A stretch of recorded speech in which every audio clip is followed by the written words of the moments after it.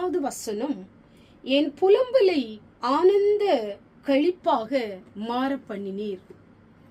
இந்த வார்த்தையை கேட்டுக்கொண்டிருக்கிற எனக்கு அன்பான தேவ பிள்ளைகளே, உங்க புலம்பல்களை ஆனந்த களிப்பாக ஆண்டவர் மாற்றப் போகிறார்.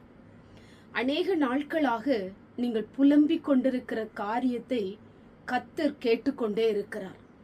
நீங்கள் எதை நினைத்து ஒவ்வொரு நாளும் புலம்பி கண்ணீர் வடித்துக் கொண்டிருக்கிறீர்களோ, வருத்தத்தோடு பாரத்தோடு அதையே நினைத்து நினைத்து அழுது கொண்டிருக்கிறீர்களோ, அந்த சத்தத்தையும் அந்த கண்ணீரையும் காண்கிற தேவன் உங்களை ஆனந்த களிப்பாக ஆண்டவர் மாற்றப் போகிறார்.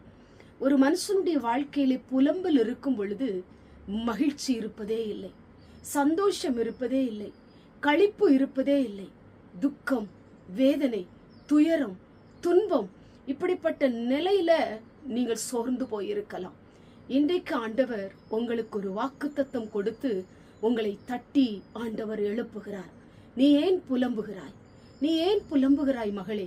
நான் உன்னுடைய வாழ்க்கையை மாற்றப் போகிறேன். உன் சூழ் நிலைமையை நான் மாற்றப் போகிறேன். கணவனை நினைத்து நீ புலம்புகிறாயா?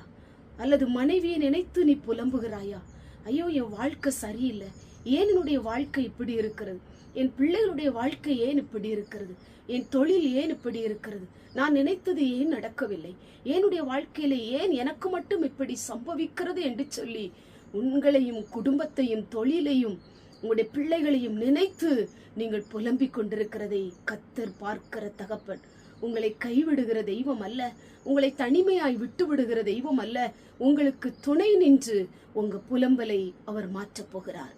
எதை நினைத்து நீங்கள் புலம்புகிறீர்களோ, எது உங்க வாழ்க்கையில புலம்பலாய் இருக்கிறதோ, அதை கர்த்தர் அகற்றப் போகிறார். உங்களுக்கு ஆனந்த களிப்பை கர்த்தர் கொடுக்க போகிறார்.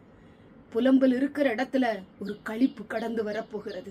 நீங்கள் புலம்புகிற காரியங்கள் களிப்பாய் மாறப்போகிறது. துக்கம் களிப்பாய் மாறப்போகிறது. துயரம் களிப்பாய் மாறப்போகிறது.